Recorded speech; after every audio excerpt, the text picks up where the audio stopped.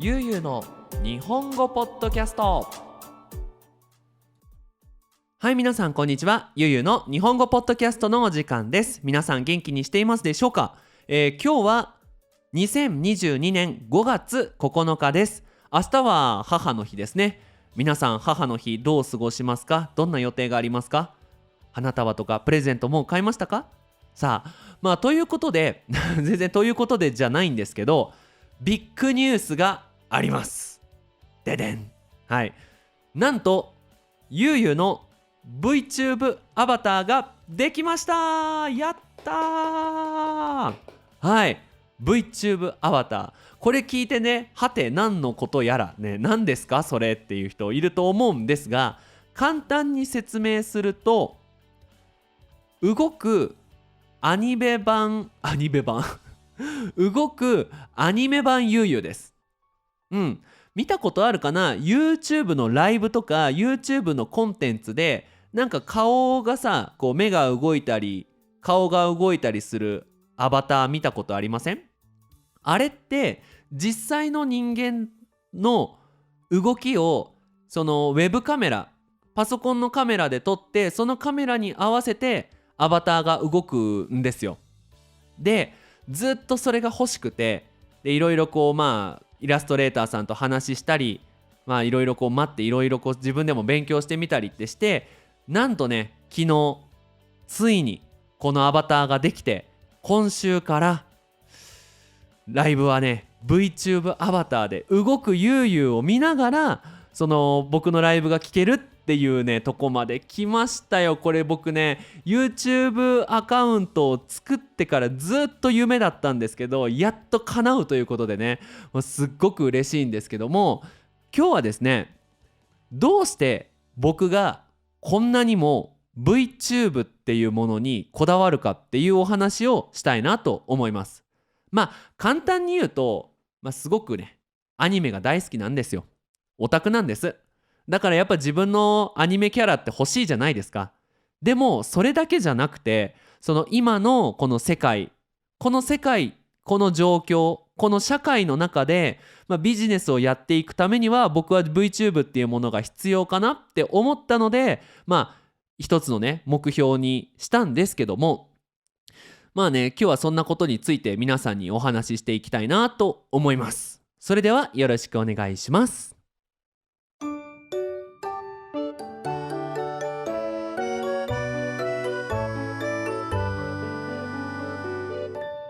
ゆうゆうの日本語ポッドキャスト。はい。ということで、1点目ですね。どうして VTube を選んだか、少し昔の話をしたいと思います。どうして僕がね、選んだかっていう話だよね。まず1点目は、顔を出すのがね、すごくね、疲れたっていうのがありますね。僕、このゆうゆうの日本語ポッドキャスト以外のチャンネル、YouTube チャンネルにも、ゆうゆう日本語っていうチャンネルを持っていて、YouTube とか Instagram とか、Facebook でも一時期やっていたんだけどね、そのスペイン語で日本語を教えるコンテンツだよね。そのベーシックの日本語を教えたり、結構なんていうのかな、普段使うね、そのカジュアルな日本語を教えたりっていうコンテンツを作ってたんだけど、基本的に顔は出してやってたんだ。やっぱりさ、言語ってその人の顔が見えないとさ、怒ってるのか怒ってないのか、どういう感じで言うのか、どんな雰囲気があるのかって分かんないじゃん。だから必ず顔を出してやるようにはしていたんだけど、やっぱね大変なわけよ。そのさ、顔って言葉よりもね、いろんなことを伝えちゃうんだよね。伝えられるし伝えちゃうと。例えば言葉でどんなにやる気があるって言っても、顔が死んでたりすることって結構あるんだよね。で、やっぱそのいい顔を作るっていうのは思っているよりも難しかった。すごく難しかったね。だから今動画見返すと、全然やる気ねえなっていう時もあるんだよ。で、やっぱそういう時に編集してるとだんだん辛いし、じゃあ今日やる気ないから動画撮るのやめようかっていうのもできなかったし、なんかそういうのでね、辛いなっていう時もあって、あと、すごく小さなことではあるんだけど、お肌のトラブルわかるかな。そのニキビってチョコレートいっぱい食べると顔に赤いさものができちゃうじゃないですか。でああいうものがいっぱい顔についてたり出てきてたり、あとクマ、その寝られないと目の下が真っ黒になるんですよね。だからそういうのとかもね、やっぱりあんまり嫌じゃないですか、見られるのって。なんか僕こんなに頑張ってますよみたいなつもりはないんだけど、そういう風に伝わっちゃうというか、なんというか、だからその顔のコンディションを整えるっていうのは結構大変だし大切だしっていうので、それにストレスを抱えてた部分もあったんだよね。だから、VTuber アカウントだったらどんなに顔がダメでもさ、声が元気であれば、そのいつも元気な僕のアニメ版ゆうゆうがさ頑張ってくれるわけじゃないですか。いやそれはね、そのコンテンツを作る身としてはすごく気持ちが楽になるんですよ。なのでストレスが一つ減るなっていうのと、その話すことに集中できるっ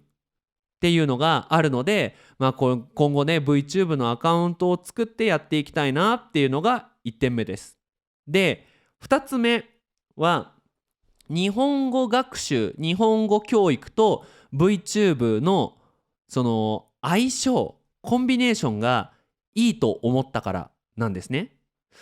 本当にその VTube っていうのは今基本的にはゲームプレイ、要はゲームをやりながらそのゲーム画面を YouTube で配信して、で右下とか左下にその YouTuber じゃないね VTuber さんの顔が出てきてるっていうのがメインになってるんだけど、これから日本語の勉強と VTube っていうのもいいんじゃないかなって思ったんだ。まだやってる人少ないしね。なんかまず日本語を勉強するっていう人はいろんな文化に興味がある人たちじゃないですか。つまり英語とかさ、すごい便利な言葉じゃなくてあえて日本語を勉強するっていうのはすごく考え方が広い人が多いと僕は思ってるんですよ。でなんかそれだけじゃなくてね、なんかもちろんアニメが好きな人も多いわけじゃないですか。ね、英語を勉強する人、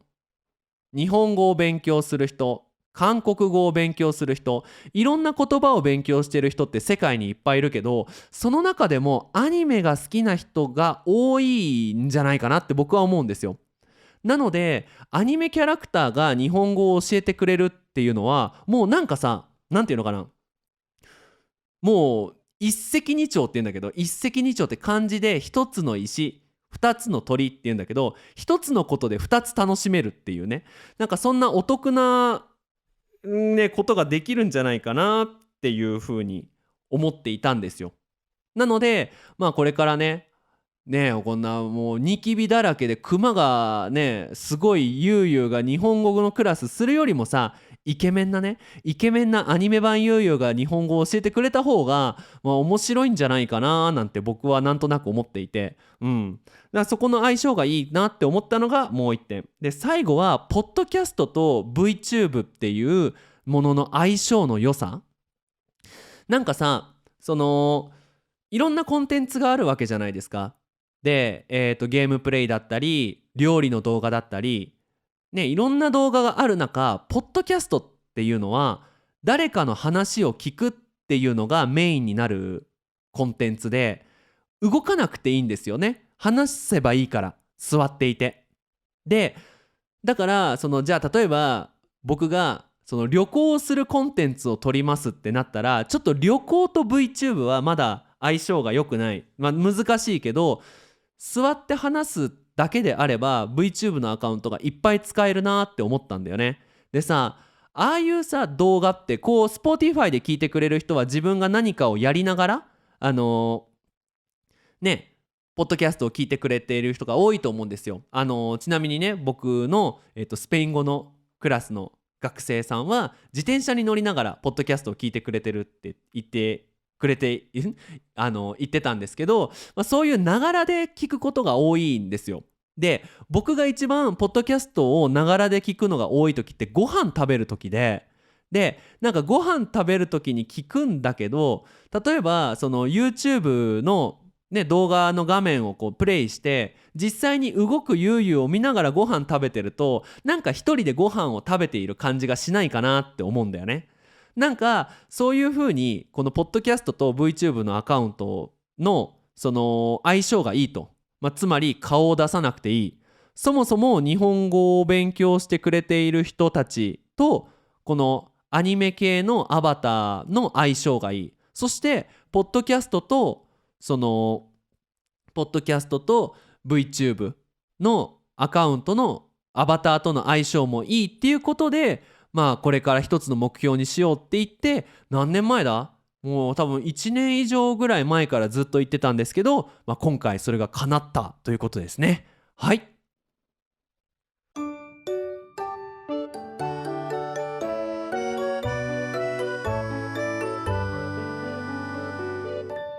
ゆうゆうの日本語ポッドキャスト。はい。では2つ目はこれからの話をしたいと思います。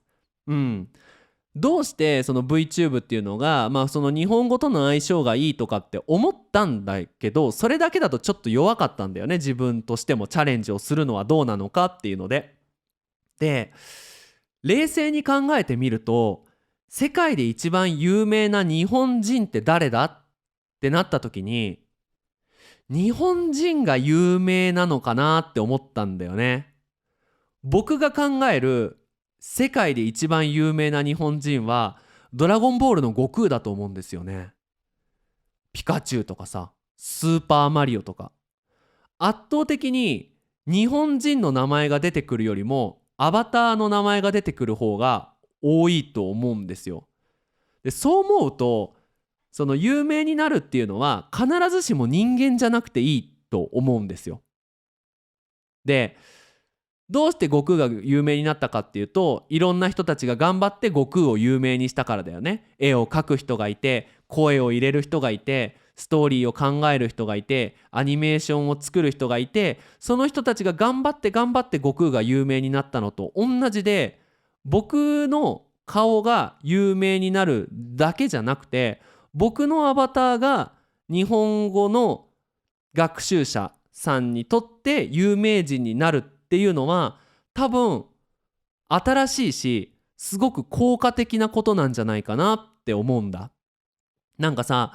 僕の写真を教科書に貼ることはできないけど、僕のアバターを教科書に貼ることはできると思うんだ。なんか僕の顔をアプリケーションに入れることはできないけど、アプリケーションの中に僕のアバターをどんどん使うことはできると思うんだよね。なので、そのこれからいろんなビジネスを始めたいってなった時に、何か一つ自分がその有名なアバターの所有者、持っている人であるっていうことは、多分これからの世界の中でめちゃめちゃ大事なポイントになってくるんじゃないかなって思うんだ。なんかそれこそ3年くらい前にはね、その僕自身が有名になれば、仕事に困らないって思ってたんだよね。なんかこれから日本語の先生って増えてくるだろうから、それよりも前に YouTube とか Instagram で有名になっておけば、その有名になっておくっていうのは、つまりフォロワー数が多ければ、その探してくれる人が多いし、見つかる可能性が多いし、なんとなく信頼もすごく勝ち取れるものじゃないかなって思ったんですよ。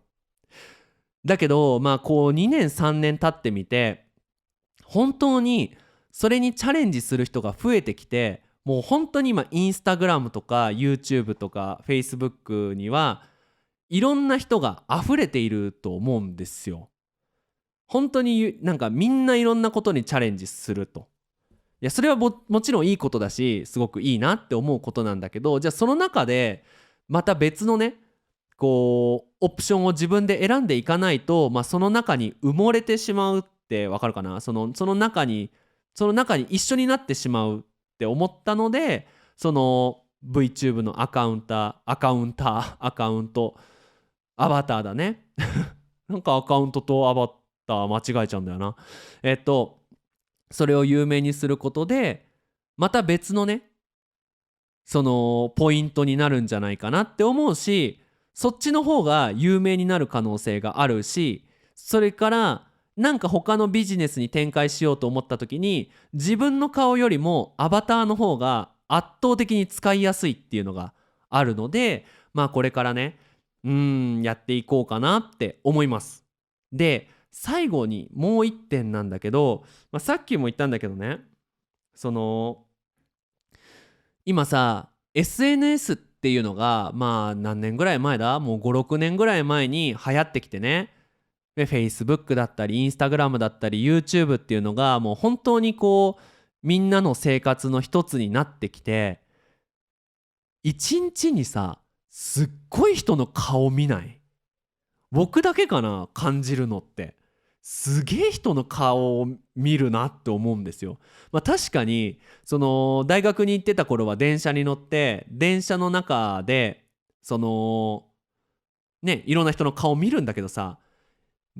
インスタグラムとか TikTok のねああいうビデオでさ見るって、誰かが話してたり誰かが踊ってあったり誰かが意見を言ってたりってするビデオをさ1日50人も100人も見るわけじゃないですか。ちょっと異常だなって思っていて、それプラスなんか疲れるんすよね、いろんな人の顔見て意見聞くと。面白いなっていうのもあるけど、なんか人間ってさって思っちゃう。なんかもう人間見飽きたみたいなね。わかるかな？人間見飽きたって言い方ひどいんだけど、なんかそういう感じを受けていて、なので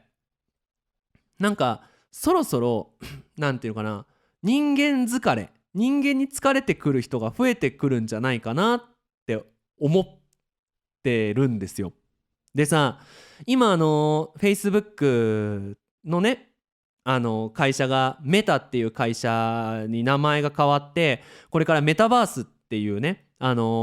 要はアバターだけの世界を今作ってるわけですよね。VR ゴーグルって言ってさ、携帯をさ目の前にこうゴーグルをつけて入れてさ、こう顔を右にね向くと、アバターが右に向いて右の世界が見えるっていう、もうマトリックスの世界ですよ。なんかそれがもう始まっている。でもそこでねいろんなコミュニティを作っている人がいると。でその普段の生活で人間としての自分を常に使っていて、なんか別の自分が欲しくなったり、なんか別の自分に切り替えたい時ってきっとみんなあると思うんだ。でそれを叶えるのがメタバースだと思うんですよ。でどういうわけかは分かんないんだけど、僕が大好きな原神インパクトっていうゲームを作っている中国の会社もミホヨっていう名前からホヨバースっていう名前に変わってるんですよ。で多分そういうことなんだろうね。 VR の世界、要はその仮想世界、本当の世界じゃなくてネットのこうパソコンの中に世界を作って、その中でビジネスをするっていう風に考えているんだと思うんだよね。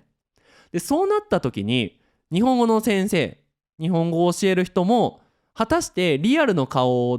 だけでいいのかって考えた時に、もしこのゆうゆうのアバターの顔が有名になってくれば、そのメタバースっていうその普通の世界じゃなくてそのコンピューターの中の世界に入った時も僕はそのアバターを使えると思うんだ。だから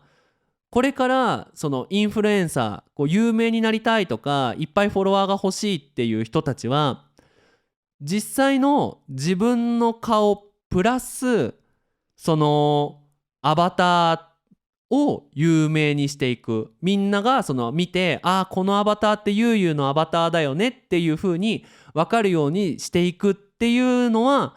必要なのかなっていうのは、そのいろんな会社がねこれからチャレンジしていくであろう仮想世界、そのこの世界ではないパソコンの中の世界っていうのを考えた時に必要なのかなと思って、これからねもう VTube アカウントをどんどん有名にしていこうかななんて思っています。はい、ということで今回は VTube アバターができたということで、僕がこの VTube アバターにかける思いとか、その展開、これから世界がどうなるのかなっていうのも含めてお話ししてみましたね。いや違うだろうとか、いやそんなことないでしょうとか、ゆうゆうそうなんだ僕もそう思うって思うね、そういう意見ってすごく聞きたいので、ぜひぜひこのポッドキャストが YouTube に上がる頃にはぜひぜひシェアしてくれる、コメントを書いてくれると嬉しいですね。このポッドキャストが YouTube に上がるのはどれくらいだろうね。今5月だから、どれくらいだろう、7月とか8月、もう10月ぐらいになっちゃうかなね。その時にはね、多分 VTube ゆうゆうもね、なかなかいろんなプロジェクトをしてると思いますので、未来のゆうすけさん頑張ってください。そしてね、このコンテンツをいつも聞いてくれている人ありがとうございます。ゆうすけも含めゆうゆうのアバターの方も応援よろしくお願いします。最後にお知らせです。ゆうゆうの日本語ポッドキャストではパトレオンをやっております。こちらのパトレオン2つサポートがあって、1ヶ月1ドルのサポートと20ドルのサポートがあります。このサポートのねおかげで VTuber アバターができましたのでね、これから皆さんがサポートをしてくれればしてくれるほどいろんなアクティビティに挑戦できますので、もし皆さんお金に余裕があればで本当に構わないので助けてくれると嬉しいです。はい、ということで今日も最後まで聞いてくれてありがとうございます。引き続き日本語の勉強頑張ってくださいね。それじゃあまたね、バイバイ。